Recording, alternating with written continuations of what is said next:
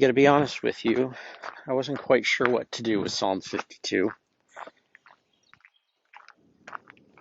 until I read the poem from Words of Her Mouth for this day and for this psalm. To me, that's a reminder of how we need to be people who are open to hearing the voices and insights of others. That it's not just about what it is that I think or I believe, but that the greatest truth comes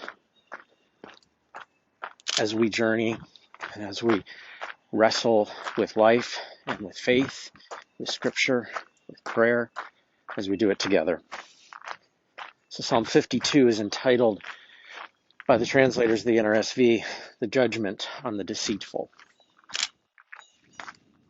Why do you boast, O mighty one, of mischief done against the godly?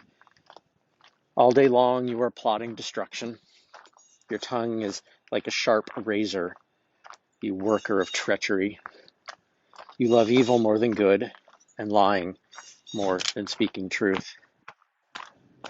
You love all words that devour, O deceitful tongue. But God will break you down forever. He will snatch you and tear you from your tent.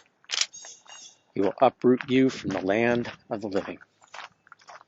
The righteous will see and fear, and will laugh at the evildoer, saying, "See, the one who would not take refuge in God, but trusted in abundant riches and sought refuge in wealth. But I am like a green olive tree in the house of God. I trust in the steadfast love of God forever and ever. I will thank you forever because of what you have done. In the presence of the faithful, I will proclaim your name, for it is good."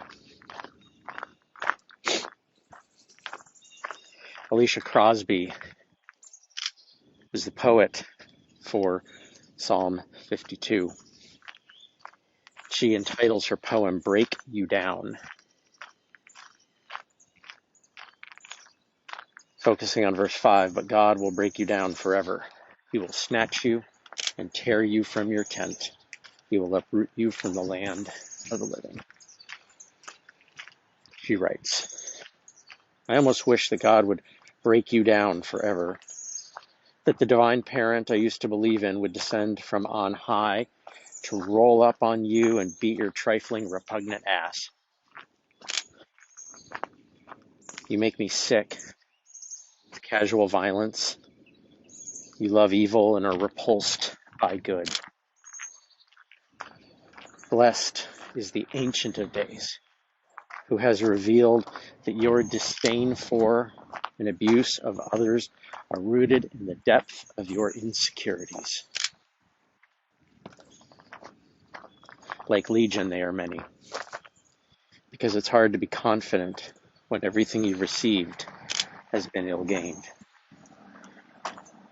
Blessed are the ancestors who abide with me, who testify across time that the goodness of God challenges evil.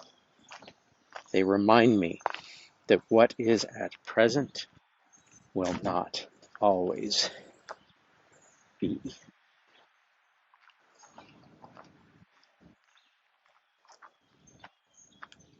By the way, if you hear me breathing a little stronger today, it's because I'm out hiking right now as I'm recording this.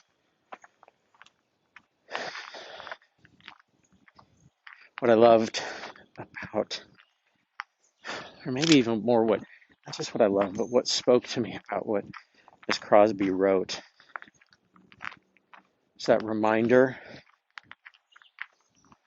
that what is not what will always be. A reminder that time is not just this singular moment, but that it is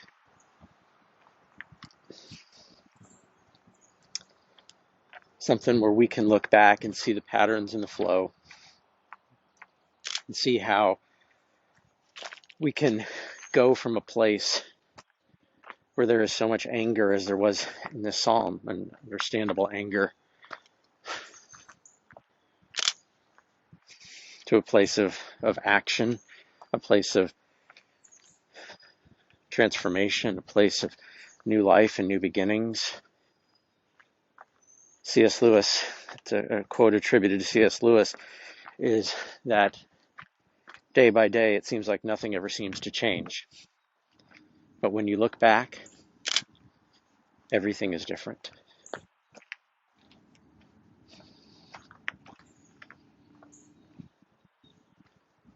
So as you experience today, know that it is one day.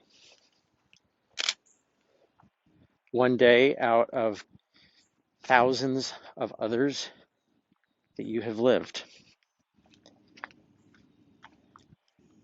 And see that one day and that one moment